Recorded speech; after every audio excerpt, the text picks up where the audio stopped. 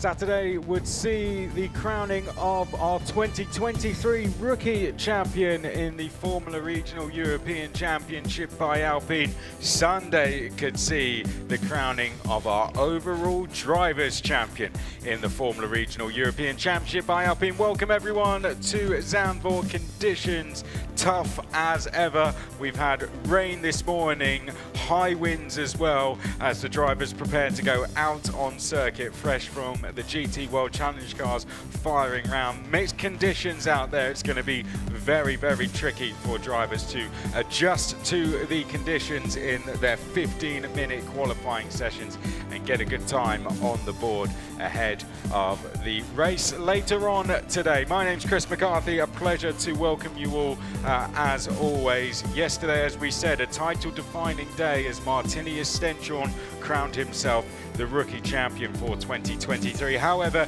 he is now the only driver that can stand in the way of Andrea Kimi Antonelli in becoming the overall drivers champion. All Andrea Kimi Antonelli needs to do is put 2 more points between himself and Martini Estenchon. We use the same point system as Formula 1, no points going out in qualifying or for fastest lap though, so it is just 25 for your winner, 18 for second, 15 for third, 12 for fourth place, 10 for fifth, and so on, with 1 point going to 10th place. We do not give points for guest drivers for the likes of Nikita Bedrin, for example. We have 6 guest drivers here in total, so the points will roll on to the next driver. So effectively, if Andrea Kimi Antonelli goes and wins the race today, he becomes the overall drivers champion. And the first thing he said to me yesterday when I went and spoke to him is, we get the job done tomorrow. So his task today, or his mindset is today, is to get this wrapped up before we go into the season finale at Hockenheim next week. Well, the task will then be for the Prema Racing team to try and wrap up the overall team's title. Enough championship talk. Let's talk about what happened yesterday. Oh no, Nils Colon is facing the wrong way down at turn 3.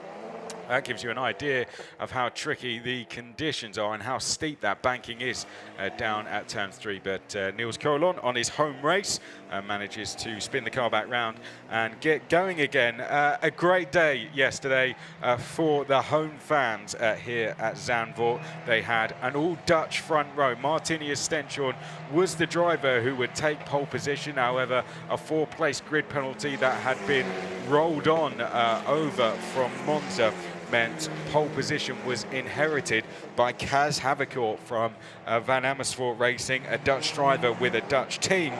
He would have alongside him his countryman Laurens van Hopen, and Kaz Havercourt would follow the same routine we've had so far here at Zandvoort in the 4 races that we've had here. We've had 4 drivers go and take lights to flag victories.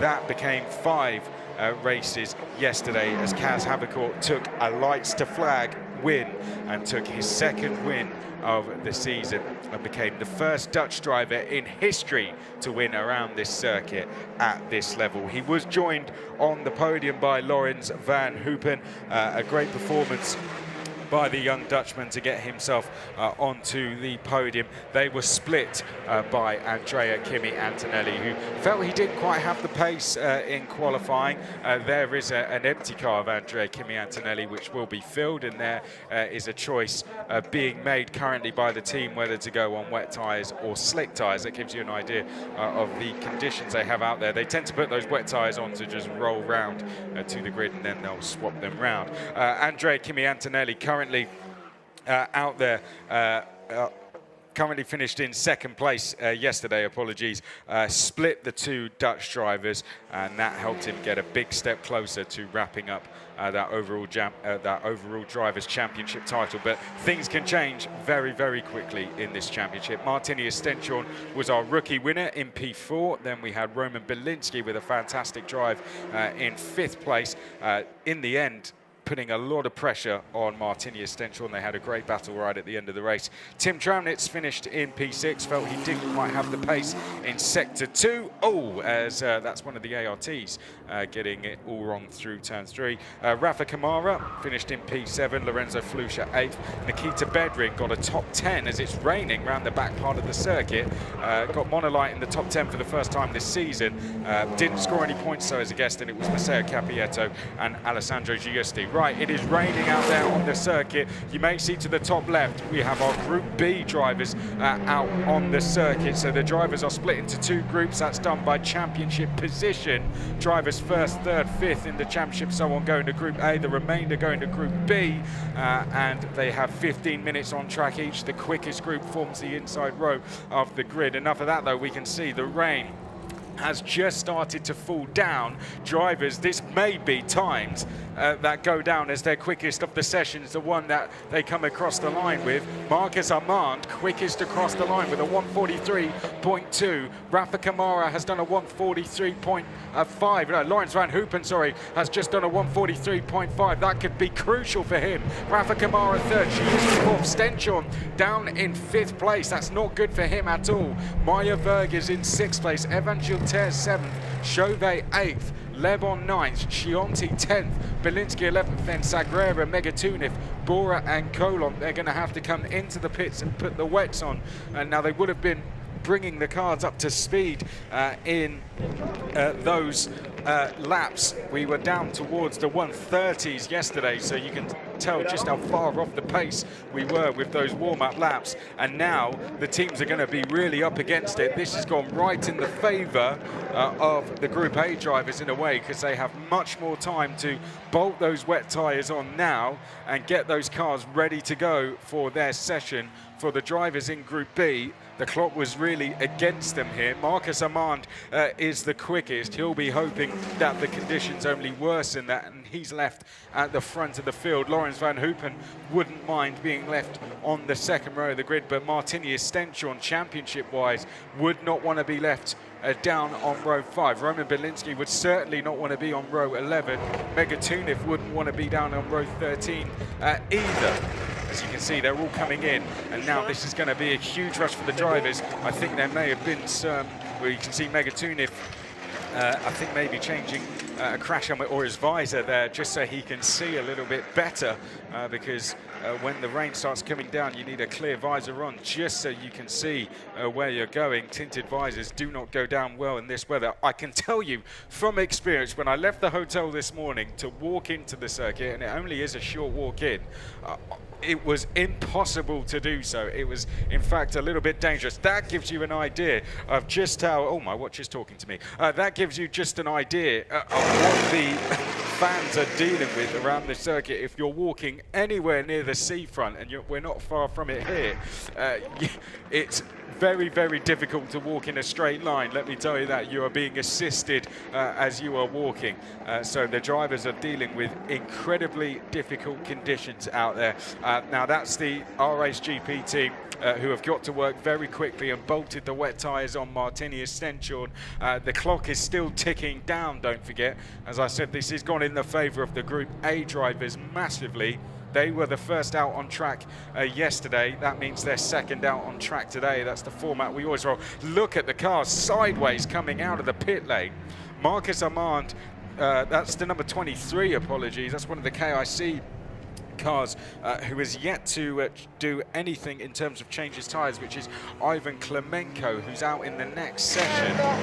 This is the car, I think, of Roman Belinsky now we're looking at, who would have changed tyres. Yes, it is the number 4. The Polish-British driver now makes his way out of pit lane, but a really busy pit lane. This has got to be, I'd say, the most difficult conditions we've dealt with all season, not just because of the rain and how aggressive it is, but because of how aggressive the wind is as well. Even in the dry conditions, one lap you're going into turn 3, everything feels okay. The next lap you find yourself off into the barriers, and that might have been how we found Giovanni Maschio, for example, off into the barriers yesterday. Incredibly difficult to deal with on a circuit which is so high speed as well.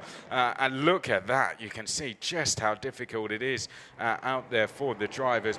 I'm interested to see how these times compare to the warm-up laps we did on the slick tyres now, because now they're going to be pushing for it. They're not going to be weaving the cars at all. They're going to be going flat out. On the slick tyres they were weaving and weren't really going full pelt, so they were about 13 seconds off the pace. So I'm interested to see exactly what these times are as they come across the line. Megatuna is going to give us a bit of a reference here as he starts his first real flying lap. Oh, Martini Stenchorn has spun coming out of turn 12, going up to the final 2 corners, and that gives you a reference of exactly how difficult it is. Our rookie champion facing the opposite way, coming down towards the final 2 corners. There is the number 26 of Victor Bernier, just trying to keep some shelter and keep himself dry, keep the cockpit dry. Absolutely horrendous the conditions out there for the driver. It is chaos down in the pit lane. We've not seen anything like this, I don't think, in this championship before in terms of conditions. Roman Belinsky is on his outlap. I'm just trying to get a reference as to who is on outlaps currently. We did see Sami Megatuniv. He is 2 seconds quicker than Javier Sagrera through the first sector, and he's 0.6 of a second quicker than Rafa Kamara through the first sector. So the man to watch is actually Nikhil Bora. Nikhil Bora has just done a 39.5, and that is the quickest first sector we've seen since we've got going again. Roman Belinsky going back to his karting days there in his Ginetta Junior days, absolutely walloping the curb through turn 11. Great stuff from Roman Belinsky, but Nikhil Bora is 0.5 second quicker than anyone through the first sector alone. Absolutely flying. Here we see Javier Sagrera. Have to say, very impressed with him yesterday. We've got a yellow down at turn 10, which is the left-hand sweeping hairpin before we come downhill as Sagrera makes his way out the final 2 corners. Interested to see what Nikhil Bora does, but he's 2 seconds slower than Sami Megatuniv through the next sector. Sami Megatuniv across the line does a 1:51, way off the pace to what we saw on those slick tyres. Oh no, that's Niels Colon is off into the gravel as we see cars coming across the line. What kind of times are we going to see on the board? Sami Megatuniv has done a 1:51 and we've got a red flag. The clock is going to be stopped at 4 minutes. We've got a red flag out and the rain will keep falling, and that is to retrieve the car of Niels Colon, which I believe is stranded down at turn 10. In fact, I think that might be turn 7 because we had a yellow at turn 10, but that looks like he may have gone off downhill at turn 7 and found himself off on the banked gravel. But all will be revealed shortly, I guess. That looks like where that might be to me. It's a very quick entry into that corner. Now that's work being done on the cockpit, well, they're belting it. In fact, they're just getting the seatbelt done of Masseo Capietto, having to just cover the drivers as much as they can here. Masseo Capietto is going to be out in the next group, Group A.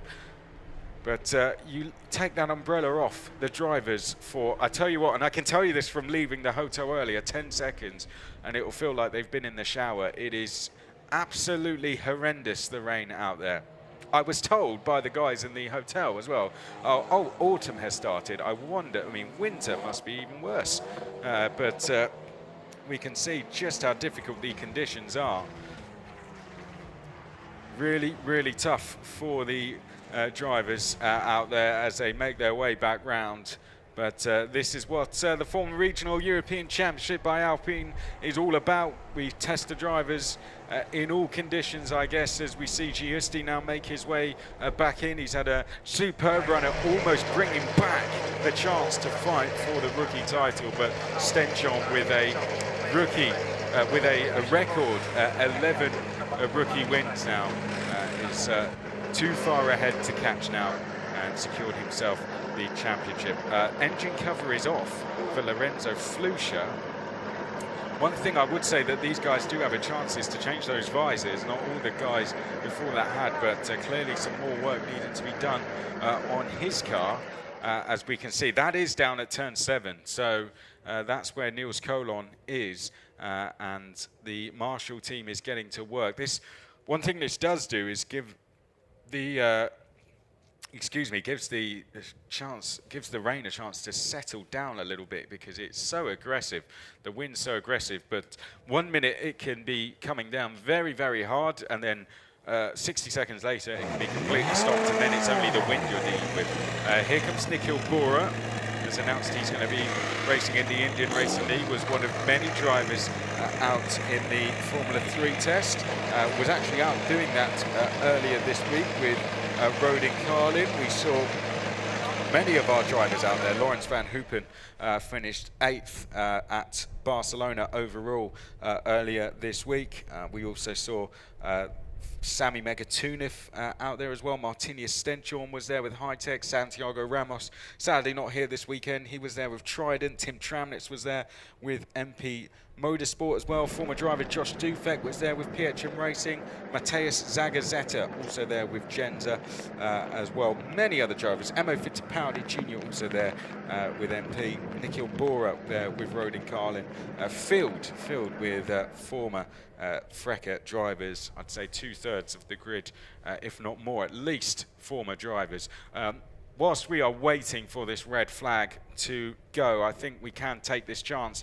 As you can see, the pictures almost speak for themselves as to what's going on down in the pit lane. But I'd like to take this chance to congratulate our new Italian F4 champion, Kasper Stuka, who crowned himself the official Italian F4 champion yesterday in race 2, taking 8 race wins on the bounce. He was over 100 points behind championship leader Arvid Lindblad. I remember going to commentate on that series back at Monza.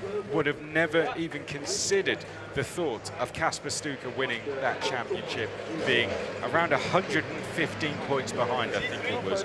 But 8 race wins in a row, and Kasper Stuka, with a race to spare, has crowned himself the Italian F4 champion. I think I said it online yesterday, it will go down as one of the best comebacks in junior single-seater series history. So congratulations to Kasper and to the US racing team and to everyone down at the Italian F4 Championship, and I hope they have a great season finale over at Vallelunga today. Make sure you go and check that one out. I can promise you it will be in much better conditions to what you are seeing right now. Okay, we are just waiting for Niels Colon to be retrieved, the Van Amersfoort driver. He's going to be going off the back row of the grid. Unfortunately, hasn't been able to get a time on the board. Nikhil Bora needs to get a time on the board as well. He's been unable to do that so far. The order as it stands is to the left. Marcus Armand leads, and he'll be happy for the rain to just keep coming down harder and harder.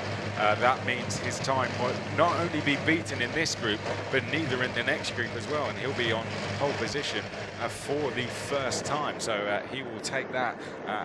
Definitely Marcus Armand. He had a great qualifying from memory, Marcus Armand, back at the last round as well. Got a front row start in race 1 at Monza, which was his best qualifying of the season, and actually the first time he'd qualified in the top 10 all season as well. So this young Sauber Academy driver, it would not be a fluke, I'll tell you that. Front row start at Monza, and he's looking to now take back-to-back front row starts, albeit this time on the inside. It looks like the rain has settled down, looking out the window just a little bit. As for the wind, I don't think that will settle down all day, to be honest. Lawrence Van Hoopen is second, Rafa Kamara is third, Giusti fourth. They're split by 1 second. Then we have Martinius Stenchorn. Maya Verg is in P6. The red backgrounds to the names mean they are rookie drivers, so we have 4 in this session overall.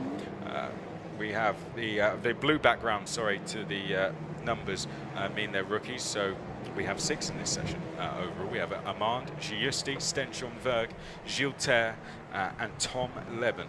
Those are our rookies. So currently we have a rookie leading the way. Giusti in 4th, Stenchon 5th, Meyer Verg is 6th, another one of our rookies. Evan Gilter, guest driver, a French F4 champion. P7, Chauvet, a returning driver, in 8th place. Tom Leben next in P9, another one of the rookies. Chianti 10th, Belinsky 9th, Megatunev 12th, Sagrera next, and then we have Nikhil Bora with Colon. A lot of these static cars are going to be in the next group, so we're seeing a lot of the guys getting ready to go in Group A. I wonder what's going through their minds currently. That's Pierre Alexandre Provost. He'll be out in Group A, which gets going in about 3 to 4 minutes time.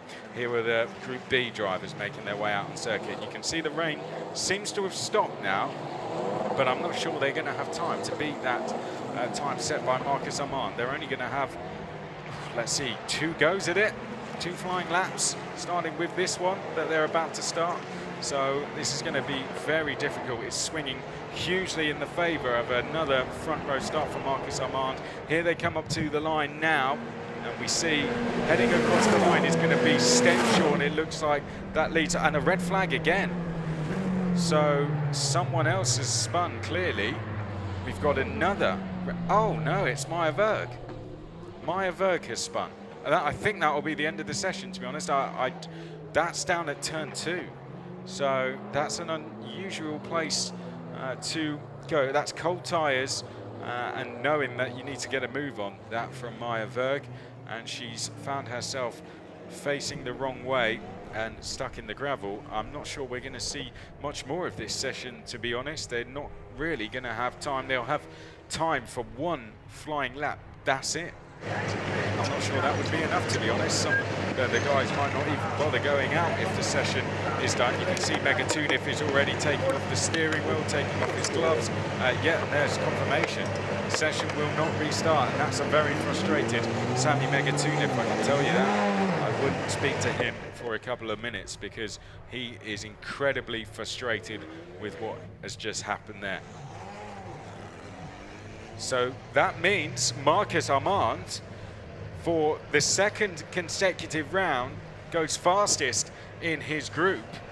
Marcus Armand will start on the front row, back-to-back rounds. Lawrence Van Hoopen will be on the 2nd row once again. He's having a dream a dream home race. He did it yesterday, but due to a penalty, he was promoted to the front row. Lawrence Van Hoopen once again qualifies P2 in his group. What a fantastic performance. Rafa Kamara, much better for him today. P3, Giusti in 4th, Stenchon 5th, which opens up the opportunity for Antonelli to go and put this title fight to bed today. Gilter 6th, Chauvet 7th, Leben 8th, Chianti 9th, and then we have those who've never really got a time on the board, really. Belinsky, Megatunev, Sagrera, those guys way off the pace in terms of never really getting a time going, and then the guys who didn't even set a lap time in Nikhil Bora, Meyer Verg, Niels Colon. Meyer Verg's time, due to the red flag, seems to have been taken away, so that will be that. She's going to be put to the back of the grid, it seems. So Nikhil Bora will go off row 13, Meyer Verg off row 14, Niels Colon off row 50. That will move Gilter up to the 6th row, and Chauvet up to the 7th row. But Marcus Armand, well, as I said before, it's certainly no fluke. He did it at Monza in dry conditions. He's done it here in wet conditions. He adjusted the fastest. He got that first flying lap in the quickest, and that he will be rewarded for. Marcus Armand, an ART Grand Prix, clearly knowing there were tough conditions on the way. They got a move on at the start of the session, and they have been rewarded for that. A tough season is starting to come good for them now. 1-2 for the ART team. They will fill the front 2 rows. Which side of it, we'll find out very shortly. Most likely leaning towards the inside if the conditions do not improve. Rafa Kamara, row 3 for him. It will be row 4 for Giusti. Stenchon on row 5. Gilter, a very impressive row 6 on his Freca debut. Chauvet on his return will be on row 7. Levin will be row 8. Chianti will be row 9. Belinsky row 10. Megatuniv row 11. Sagrera row 12. And then the drivers who don't even have a time on the board. Nikhil Bora, Maya Verg, who was due to be P6 before that red flag, which ended the session. And then Niels Kolon. Okay, we're still not done. We're only halfway through this qualifying session, I'll tell you that, because we now get going with the Group A session, and in this one we are going to have our possible champion to be Andrea Kimi Antonelli out there in the 12, and this man here, newly named Red Bull Junior this week, Tim Tramnitz in the number 77. His father saying to me yesterday, just struggling in the second sector, couldn't quite get his head around it. Let's see if they figured those problems out. I had a chat with the guys down at Monolith this morning. They were incredibly happy with what this man has brought to the team for them this weekend. Nikita Bedrin getting them inside the top 10, and the data that's been bringing them will be hugely helpful. There's a very frustrated Martinius Stenchorn, I think. I have to say he's always a very relaxed character, whether it's going good or bad for him, so I'm sure he'll bounce back from that one very quickly. Martinius, when he found out he was rookie champion, really for him, his eyes only ever were on the overall title, but I'm sure he'll be an exciting one to watch later. Kaz Havikor, can he keep the tradition going? We've only ever had double winners at this circuit. Gregoire Saucy did it in 2021. Paul Aron did it in 2022. Can Kaz Havikor do it next? Mateusz Zagazeta is teammate to Tim Tramnitz. He's going to be out there in the 88. Felt he could have got a top 5 finish in qualifying yesterday. We'll also have Lorenzo Fluscher in the 7, who had the engine cover off earlier. Capietto will be out there in the 85. Bernier in the 26. Owen Tangavelu in the 43. Joshua Dirksen in the number 10. We mentioned Zagazeta. Emo Fittipaldi Jr. will be in the 73. Pierre-Alexandre Provost in the 28. Giovanni Maschio, who did not finish yesterday, will be in the 99. Ivan Klemenko, who you saw, the Ukrainian, will be in the 23. Then Nikita Bedrin in the 21. Ivan Dominguez, the Portuguese driver, in the 13. And Francisco Soldevini, the Argentinian, will be in the number 30. There he is, takes the place of Michael Belov. Well, let's hope we get a clean run this time. It was a clean run yesterday in qualifying. No red flags, no stoppages. That's not been the case so far, but you can see at the top of the screen how much they're struggling to get out of the pit lane in a straight line. And I think the message to the drivers will be keep it on the road for the first couple of minutes, and then let's get some times on the board. But much easier to say that from my position. Imagine being in their position on a cold track, a wet track, a windy track as well. They are dealing with some of the most difficult conditions out there that they have experienced all season, and I do sympathise with them in that one as to how tricky it must be. But that's what this championship's all about, testing them to the highest level. We're producing the next FIA Formula 3 champions.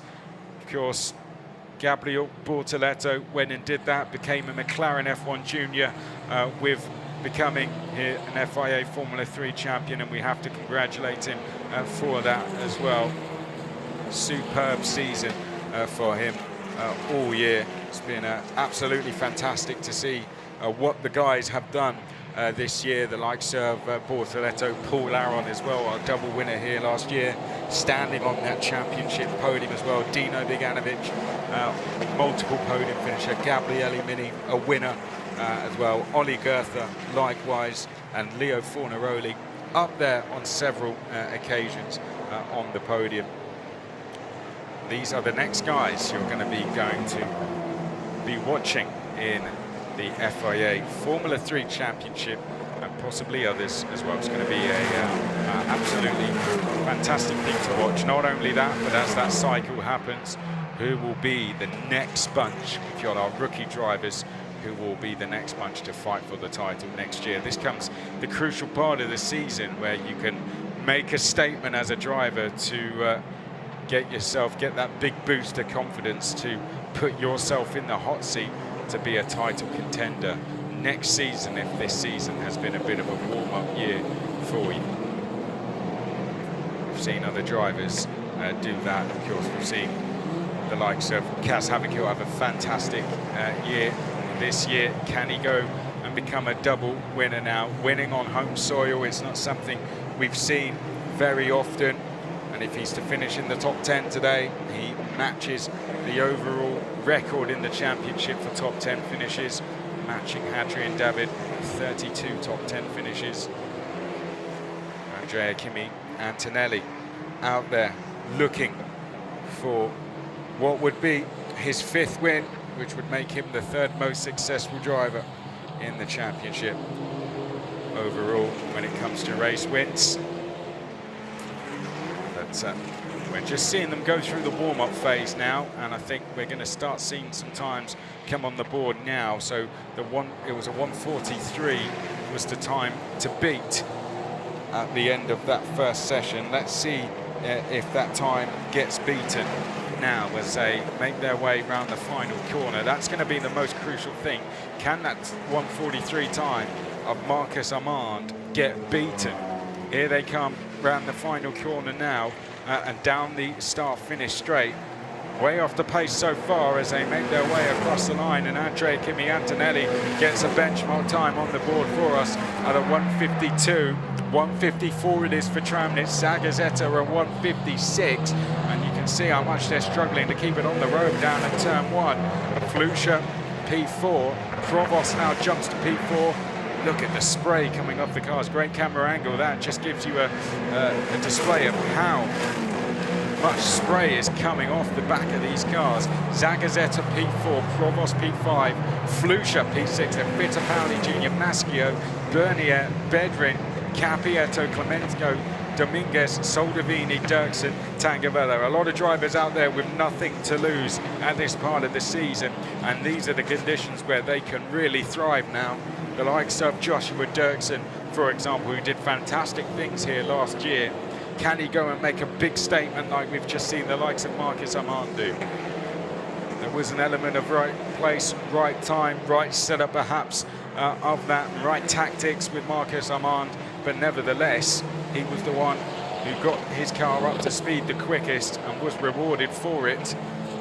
Who are we going to see get their car up to speed the quickest in this session? Less than 10 to go. Here they come down the hill. Kaz Havakil, purple through the first sector.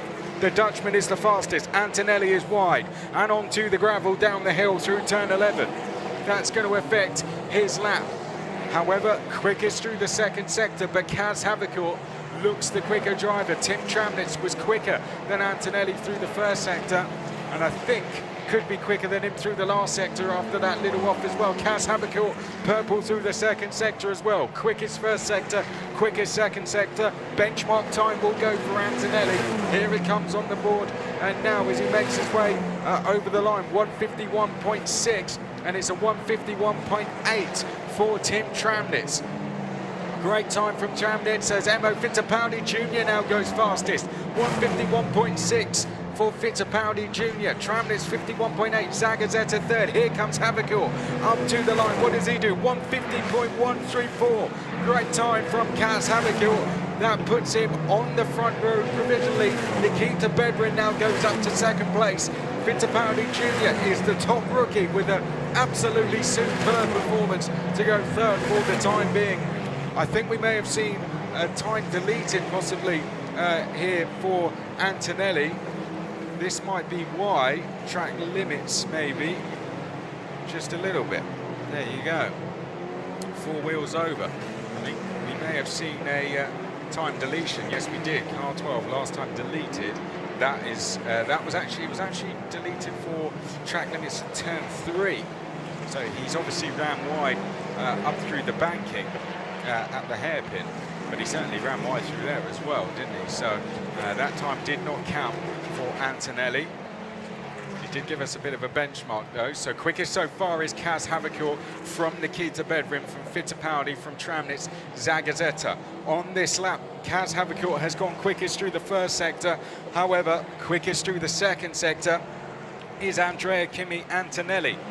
There we see one of the Prema drivers. You can see the difference in lines of them coming through turn number 12. Here comes Antonelli out the final corner. He's first across the line every time. Will he go to P1? It wasn't the best first sector, but it was a great second sector, and he'll go to P2 for the time being. Tramnitz up to P1, 149.843 for him as they head across the line now. Are we going to see any more changes? We've got Antonelli third, Zagazeta fourth, Bedrin in P5. Havercourt has gone purple through sector 1 and sector 2 and goes through the top. 149.843 for Kaz Havercourt. Here comes one of the MP drivers. Up to the line next, this will be Victor Bernier. Personal best first and second sector for Victor Bernier. P9 it is for him as he makes his way across the line. Capietto comes across the line to go P5. Great time from the RPM driver. Who's next? This is Soldavini coming up to the line, I believe now. Gets a time on the board, and now we have that's Tangavelu up to the line. I don't think he improved. Dominguez comes across the line, stays 12th. This is Tom Levin, is it? Or Dirksen, actually, sorry, across the line next, and I'm not sure he's improved either. 155 in the end for him. 6 minutes now remaining, and on this lap, Kaz Havercourt continues to improve. This is good news for Stenshorn. Remember, Antonelli needs to beat him by 2 points to wrap this championship up. And with Stenshorn starting on row 5, all Antonelli... Oh, no, red flag. Well, we'll cut that point off. We'll come back to that in a second. But we have a red flag, and I'm not sure where we have this red flag exactly for, but we have a red flag out. And this could be good news for these guys. It gives the chance for the conditions to improve slightly, and they are looking to try and beat a 143, and they are getting a little bit closer to that.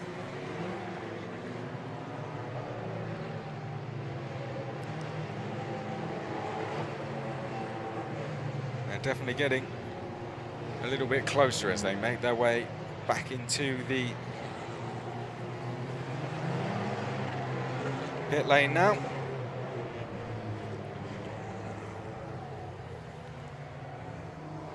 There we can see all the cars lined up as they come into the pits. So Kaz Havercourt currently quickest from Nikita Bedrin, Tim Tramnitz, Andrea Kimi Antonelli, Matteo Capietto, Zagazeta, then Fittipaldi Jr., Flusha, Provost, then Bernier, Maschio, Dominguez, then Dirksen, Tangavelu, Clemenco, Soldavini. So they're about 5 seconds. It was a 1:43 that was the quickest time in the first session from Marcus Armand. That was the quickest time we saw. They're about 5 seconds away from that with 5 minutes and 47 seconds left on the clock.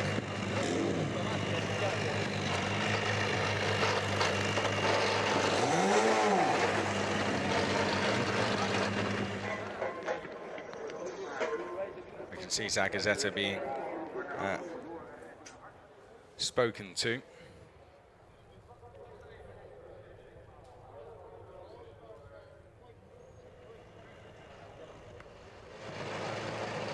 So just getting confirmation of that time, 1:43.205 from Emanuele on that one. So Marcus Armand, that is the time that we are looking to beat in this session. So we are 5.5 seconds away from that.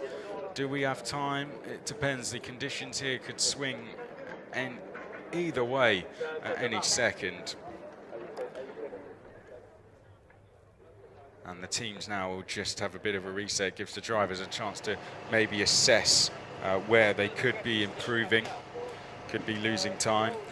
This does give us a little bit of a chance while we're in a red flag to talk about our calendar for next year. You can read the full press release for this. Let's see if we can eavesdrop on Josh Dirksen. Seem to have stopped talking to each other. But we did launch our calendar this week, for next year was pretty much the same in terms of tracks, but just in a slightly different order, and in terms of how the dates will roll round as well. Great to see that Hockenheim is back, so we're going to be starting where we finished in terms of going back to Hockenheim next year in May, which is going to be fantastic to see.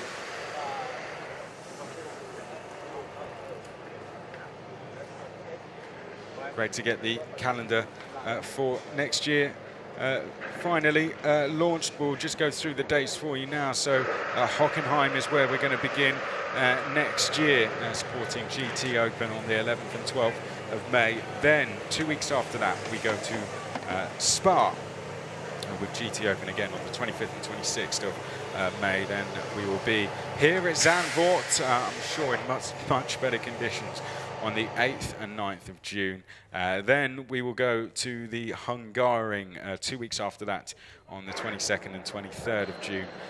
Round 5, as always, it's going to be 2 races per round. Round 5 will take us to the halfway point of the season and to the beautiful Mugello circuit, Mugello Bello, 13th and 14th of July. Circuit Paul Ricard is where we will go next, the 20th and 21st of July. Then we go into our summer break, a 6-week break after that, which will then take us into September to Imola, another lovely location for the championship on the 7th and 8th of September. The rounds roll round pretty quickly then, 3 coming in September overall. We go to the Red Bull Ring the week after that on the 14th and 15th, and then just 2 weeks after that we are at Barcelona on the 28th and 29th, and then we take a few weeks off, a few weeks to collect our thoughts before we have our season finale at Monza. And it's been a fantastic place to end our season. The 26th and 27th of October is where we will end the championship. So great to see the calendar officially launched. As I said, you can see the official press release for that on the Formula Regional European Championship by Alpine website. There's Alessandro Giusti, who can only watch on now and see exactly where he will be starting from, be it the inside or the outside. Another thing we are fighting for when it comes to this championship is big super license points. So we've got the calendar for next year sorted, but in terms of this year, we could have our title wrapped up today, and with that 25 super license points could go in the favour of Andrea Kimi Antonelli or Martini Estenchel for winning this championship. Overall, super license points going to the top 9 in the championship. You get 25 for winning the championship, 20 for finishing second, 15 for third, 10 for finishing fourth, 7 for finishing fifth, 5 for finishing sixth, and 3 for seventh, 2 for finishing 8th, and then 1 for finishing in 9th place. Those last on your license for 3 years, and 40 of those, and you have the right to go and race at the very top level in the Formula One World Championship. So it takes you a very big step along the way to doing that. And then we can see the car of Giovanni Maschio being worked on, being prepped, being ready to get fired up. Lovely character around the paddock, I have to say. Hope we see him back next year. Very recognisable livery as well. There's Francisco Soldavini, new face to the championship this weekend, and hopefully for next one as well. Great to have him with us over at G4 Racing in for the end of the season, and I hope that continues on to next season as well. Great to have the Argentinian around. I believe this red flag is for Ivan Klemenko. Not too sure exactly where he went off, but we have his best lap time deleted for causing a red flag. Apologies if my eyes were away from the screen when that was shown, but that is why we have a red flag out for Ivan Klemenko, but we hope he's all okay and in one piece, and we resume the session very shortly. Pierre-Alexandre Provost just doing the best he can to make sure his vision is not impaired when he goes out onto the circuit by covering up his visor. And the conditions look a little bit better out there. Now it doesn't look as windy as it once was, and the rain isn't falling down right on cue, as the director shows us there, not falling down anymore. So that 143.2 of Marcus Armand could be coming under threat, and Kaz Havicourt, Nikita Bedrin and co will be rubbing their hands together with this now, because that time of a 143 was set on slick tyres, but that was under warm-up conditions, i.e. weaving the car, you know, going at a moderate pace, not pushing very hard through the corners. So will we see that time beaten? I wonder. It's going to be a very interesting one to see. And all races here have been won from pole position. So pole position here absolutely critical. Not to say that couldn't be broken later. There has been races here in the likes of Formula 3, Formula 2, where we've seen the guys going really side by side and even passing each other down to the first corner. It's just all about the launch. I spoke to Laurens Van Hoopen after the race yesterday, and he just said he got far too much wheel spin starting on the inside of the grid. That looks like Josh, that's Tom Leben, you can tell by his gloves. Actually, watching on, it's been a bit of a difficult weekend for him so far, but he showed great promise towards the end of the season, I have to say, particularly at the Red Bull Ring. He was a little bit unlucky with track limits there, but overall, I hope we see him back next season. Has been off doing some stuff in GTs at Hockenheim as well. There, Roman Belinsky to the right of screen, Nikhil Bora to the left of screen. Great team spirit down at Trident, I have to say. Maybe a bit camera shy. Are we on camera? Yes, we are. Hello. Hello to you too, Roman Belinsky. Yeah. So good to see those guys down there. There is always a very friendly atmosphere as there is up and down the paddock, I have to say. But great friends are the three drivers down at the Trident team. Nikhil Bora and Roman Belinsky, all they can do is watch on. You can see them in the middle of a picture there, just sitting down against the pit wall and watching their competitors. It's an unusual situation, but it's something that was introduced to just allow the drivers a bit more breathing space on the circuit, because having 33 cars out there on the track together in a short circuit just made a little bit too much congestion, and we were having drivers queue up coming into the last corner, and it was a decision that the teams wanted to make.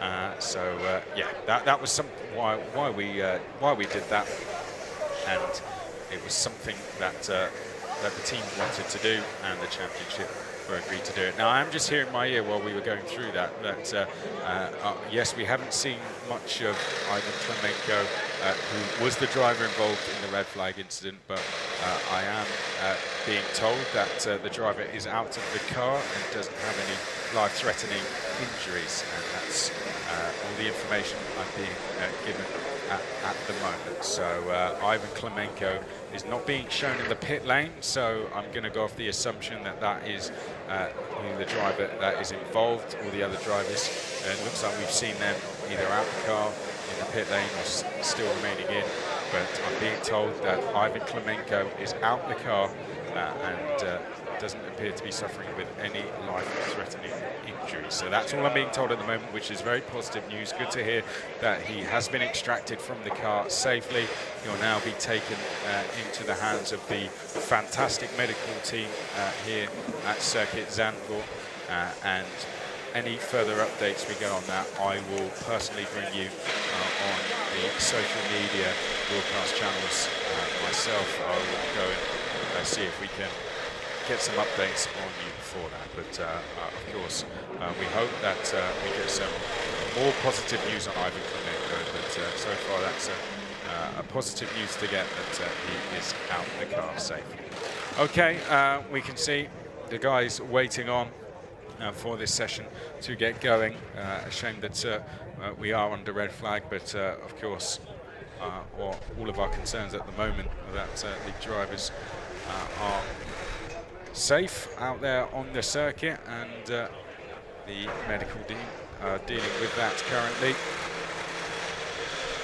5 minutes and 47 seconds is what will be remaining when we do get going again in this session. Some empty cars are those who have already been out on circuit, like Nikhil Boras there. Those will be the Group B drivers who have already been out. That's a good view of Andrea Kimi Antonelli. Lots of speculation surrounding where he's going to be next season, isn't he? But given he was absent from Formula 3 testing, but for now his focus fully is on getting the job done here in the Formula Regional European Championship by Alpine. It would be his 5th single-seater series title win if he could get it, and that is in the space of just 2 full seasons. He's had an absolutely superb career already as the Mercedes junior driver. He was both an Italian F4 champion last year, an ADAC F4 champion, and also won the FIA Motorsport Games F4 Cup. And at the beginning of this year, he also won the Formula Regional Middle East Championship as well, in a great battle with Taylor Barnard for the title. So superb performance from him. He now has the chance to add to that even further and go and become a Formula Regional Championship champion for the 2nd time, this time a Formula Regional European champion.